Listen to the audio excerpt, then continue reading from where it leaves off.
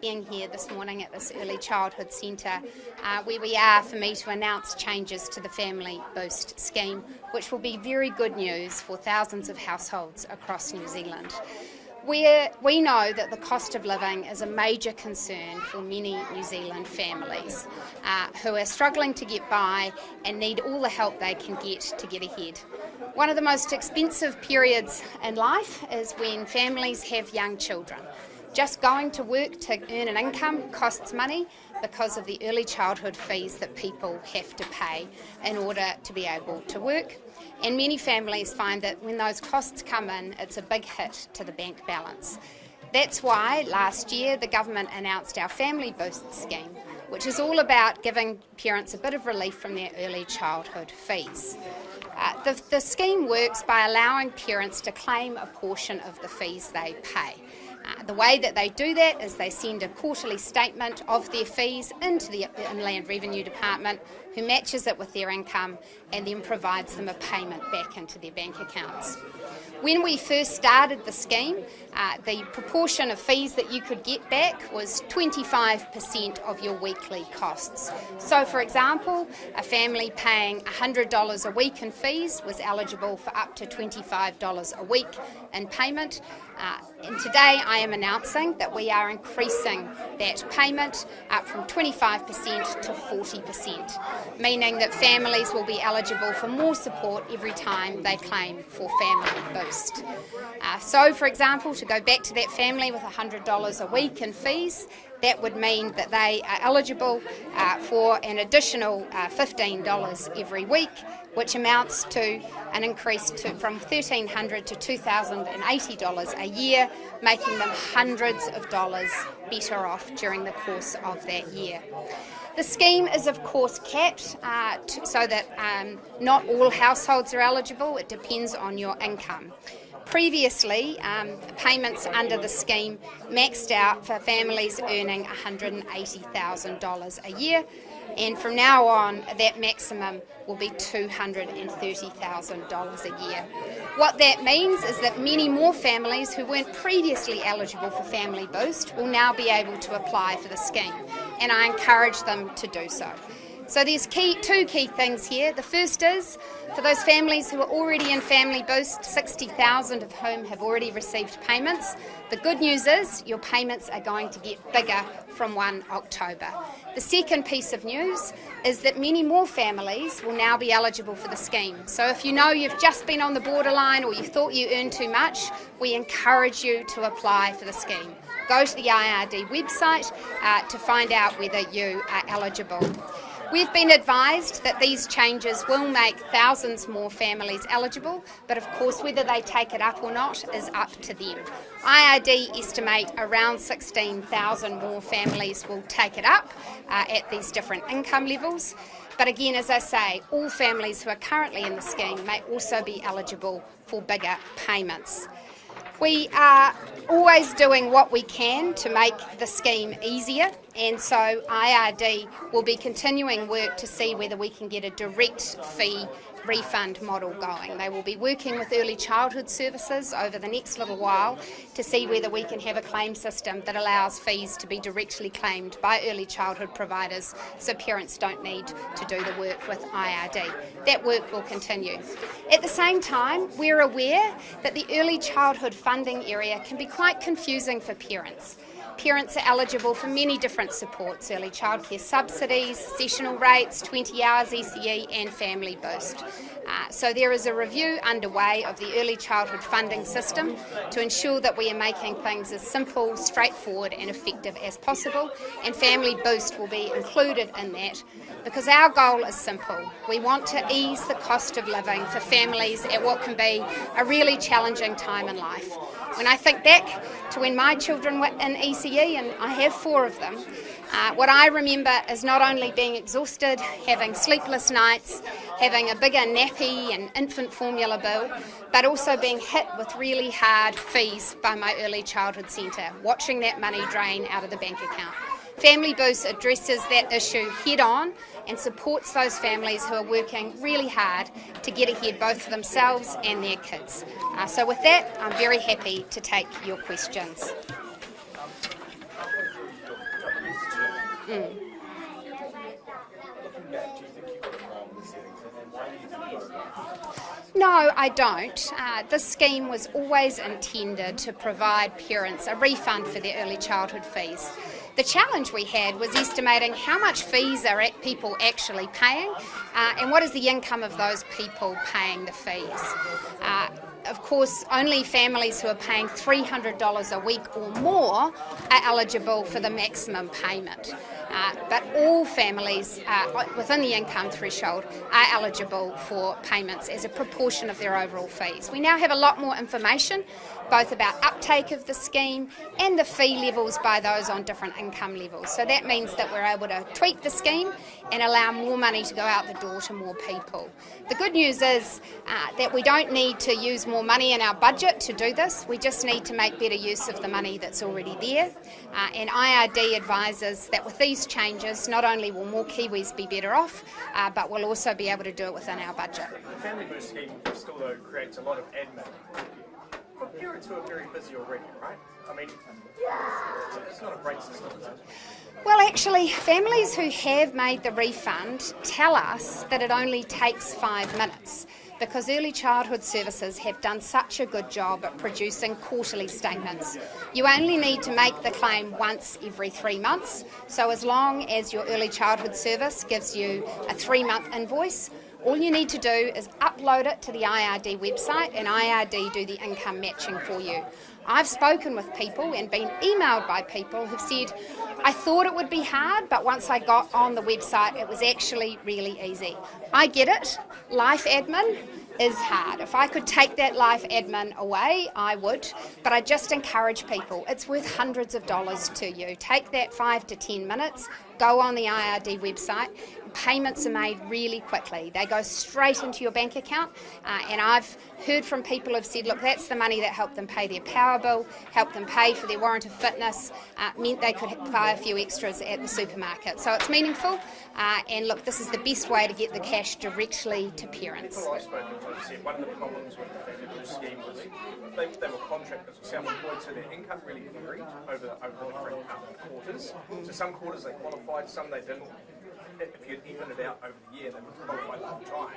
But because their payments were really, they often found they didn't qualify. Are you confident the changes here are going to improve that? Look, it is right that people with varied incomes through the year found that some quarters they weren't eligible for the scheme. That's why we are lifting the eligibility rate so that more families in those circumstances can still qualify for quarterly payments. By raising that maximum income threshold, we ensure that people with variable income through the year will be eligible for the scheme. There are families, of course, who are in a situation where they earn more over one 3-month period than over another, and by lifting the overall eligibility income, we mean many of them will now be incorporated into the scheme. Just going back to that, sort of putting the onus on the parents in terms of that process, that does put the burden on them, and you did acknowledge in your opening remarks that you're looking at a system to make that a bit easier. So you do acknowledge that it is not ideal, and actually a huge chunk of the money allocated to this whole scheme is actually going on admin costs. So how are you making that fair? Well, look, the number one barrier to people accessing Family Boost is just people being aware of the scheme. And so that's the number one message that I have today, is if you've got kids in early childhood education, and we know that there's 162,000 New Zealand families in that situation, go online, IRD Family Boost, you may well be eligible. Most New Zealand families are now, with children, are now eligible for the scheme. In terms of the administration costs, they're actually a very small proportion of the overall funding for the scheme. And look, ideally, I would just put the money straight in people's bank accounts, which is why we are now looking at whether or not we can do that via early childhood education providers. But this is the simplest way to get the cash to people direct using the systems that we currently have. Of course, the other side of it was that in order to change IRD's entire systems, that would have slowed things down. And I was determined that people would get this payment straight away and that they wouldn't have to wait for a couple of years of development before that would be the case. To know whether that other system can work. Well, I've asked IRD to prioritise this on their tax and social policy work program, and I expect they will be working with some of the bigger centres in the first instance, and I'll be receiving updates through the year. Well, the overall appropriation for the scheme over 4 years is around $700 million. To date, the annual uptake suggested that we were going to spend a lot less than this. So when we designed these changes, we designed them in such a way that they would take up that full appropriation. What IRD now have that they didn't have in the past is a better estimate of how many people who are eligible will actually take it up. And it has been the case that fewer people than are eligible will take it up. We expect that will continue, although, as I say, the good news is that those families who are currently getting the scheme will now get many more dollars out of it, and many families who might have previously thought they weren't eligible become eligible.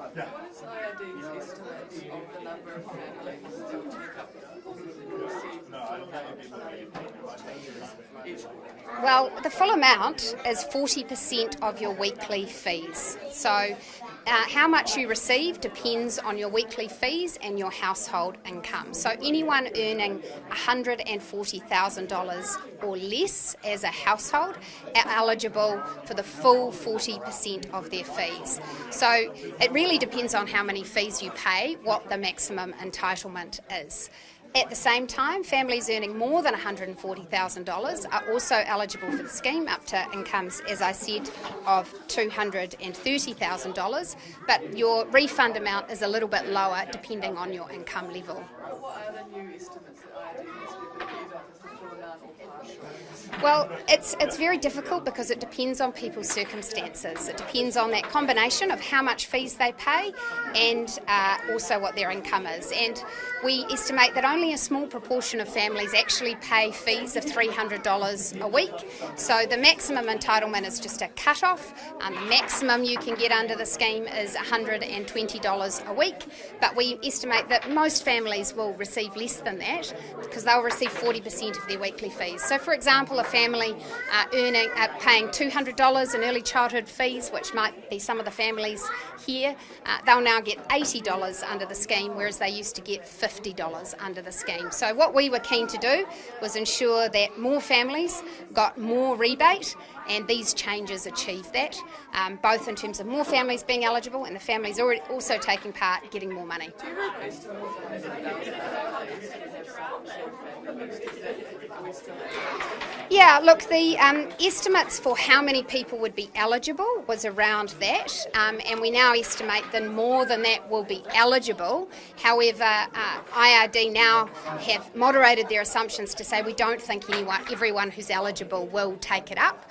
So it will really depend on take-up, but IRD are estimating that with these changes, they expect around 92,000 people will probably take it up. But of course, it's highly variable. It depends on people's fees, their income levels, whether or not they take part in the scheme. Do you regret that this wasn't executed as well as it could have been? Look, I think there's been some unhelpful commentary, all based on people with $300 a week in fees. But you did sort of, emphasise that part of it. Well, that was always the maximum entitlement, and as we've shown, a lot of families don't pay that much in weekly early childhood fees. And actually, I'm pleased about that because $300 a week in early childhood fees is a heck of a lot. But what we wanted to make sure is that even if you're paying lower levels of fees, you can still qualify for the scheme. The other thing that's been made clear is that many families on very low incomes already get quite a lot of support through the MSD childcare subsidy. And so those families who are on very, very low incomes already qualify for that scheme, and so this Family Boost scheme is less relevant for them. The Family Boost scheme is really about the squeezed middle. It's about the battler who's earning too much to qualify for an MSD subsidy, but really is finding it tough every fortnight to pay the bills, and this is a big way to help them with those bills. What have you learned going through this process, having to make these changes to a pretty key program? Well, look, I've learnt that the early childhood education system is hugely variable. The circumstances of families vary from one part of the country, one ECE service to another, and their needs change throughout the year. It's very hard to predict what their annual fees will be or what their annual income will be, because it's just a time of life where there are lots of changes. People add to their families, they take on more hours, they reduce their hours, and all of that complexity does make it hard for our officials to give us really accurate estimates of what will happen, because they're trying to predict the future. They're trying to predict what circumstances families will be in, and that's not always easy to predict. And I think the thing I'd always emphasise in future with all of you would be there's a difference between an estimate and an actual, and that's certainly been the case with Family Boost, that the actuals are different from the estimates. And I'd also say that there's a difference between a maximum and an average. So how much you receive absolutely depends on the fees you pay, but I would say we've met every commitment we made in terms of what the scheme actually is eligible for. So you are eligible for 40% of your fees as long as you're within the income levels. Should you be a bit more cautious about the promises that you make, or how you describe them? Well, I'm really pleased that we have met our promise to ensure that middle income families can get rebates for their early childhood education fees. That was at the heart of our commitment, and thanks to this policy, tens of thousands of New Zealand families will now be getting hundreds of dollars each year into their bank accounts that they wouldn't have otherwise got. How that applies to individual families depends on their circumstances. Do you think the policy costings unit would have been beneficial in this instance? Well, no, because actually in this instance IRD's estimates that they gave us officially in government weren't quite right. So unfortunately it's an example where even the officials grappled with the complexity of the way that the early childhood funding system works. Can we just quickly ask about a Herald story this morning in terms of looking at taxes for banks? Can you just explain what you're doing there? Last year I asked the IRD for advice on how income tax laws apply to the major banks in New Zealand, particularly compared with Australia, and they are continuing that work and continuing to give me advice. Can you rule out a windfall tax? Well, that's not what we've been looking at. The issues are to do with the way that parent banks and branch banks in New Zealand interact for tax purposes. There's some very arcane and complex tax law in that area where the OECD have guidance and New Zealand does it slightly differently, and also looking at issues such as the Australia major bank levy, which is something that we don't have here. So there's a range of highly technical, highly complex issues with the way that banks are taxed, and we're just doing a check-in to make sure that it's resulting in an overall fair system. Is any part of this intended to generate more money for the Crown? Well, it could do. If we found that banks were not paying the full amount of tax that we would expect them to, then it could result in additional revenue for the Crown. And should New Zealand banks here be bracing for a levy similar to the major bank levy in Australia? Well, we're continuing work in this area and I'm not ruling it out. When do you expect to hear back? When can we expect to hear more? I wouldn't expect to make any announcements on this until the budget next year. Okay, thank you. Thank you. Hopefully I've explained the scheme in a way that makes sense to you, but the families who pay the fees I'm sure are going to understand it, so I'm really looking forward to talking to you. Okay, thank you. Thank you.